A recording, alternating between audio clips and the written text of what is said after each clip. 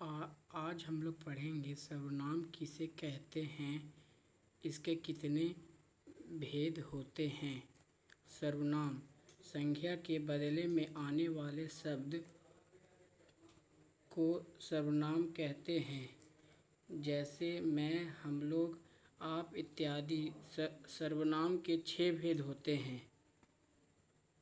पहला पुरुषवाचक सर्वनाम, दूसरा निजवाचक सर्वनाम, तीसरा निश्चयवाचक सर्वनाम, चौथा अनिश्चयवाचक सर्वनाम, पांचवा संबंधवाचक सर्वनाम, छठा प्रश्नवाचक सर्वनाम।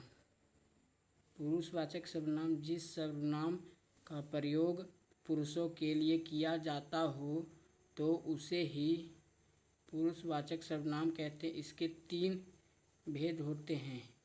पहला उत्तम पुरुष, दूसरा मध्यम पुरुष, तीसरा अन्य पुरुष। उत्तम पुरुष बोलने वाले को उत्तम पुरुष कहते हैं, जैसे मैं, हम लोग, मेरा इत्यादि।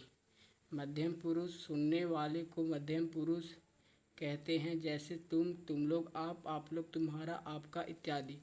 अन्य पुरुष जिसके बारे में बातचीत होता हो उसे अन्य पुरुष कहते हैं, जैसे वह, वे लोग, उसका, उसकी, उन लोगों का इत्यादि।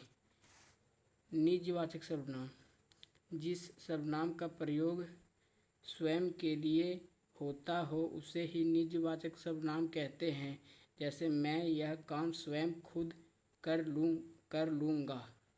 निश्चयवाचक सर्वनाम वैसे सर्वनाम को निश्चयवाचक सर्वनाम कहते हैं जिससे किसी निश्चित व्यक्ति या वस्तु का बोध होता हो, जैसे यह, वह। अनिश्चयवाचक सर्वनाम वैसे सर्वनाम को अनिश्चयवाचक सर्वनाम कहते हैं जिससे किसी अनिश्चित व्यक्ति या वस्तु का बोध होता हो, जैसे कोई, कुछ। संबंधवाचक सर्वनाम जिस सर्वनाम का प्रयोग वाक्यों संबंध दर्शाने के लिए किया जाता हो उसे ही संबंधवाचक सर्वनाम कहते हैं, जैसे जो, सो, जो आया है सो जाएगा। प्रश्नवाचक सर्वनाम जिस सर्वनाम का प्रयोग प्रश्न करने के लिए किया जाता हो उसे उस सर्वनाम को प्रश्नवाचक सर्वनाम कहते हैं, जैसे कौन, क्या इत्यादि।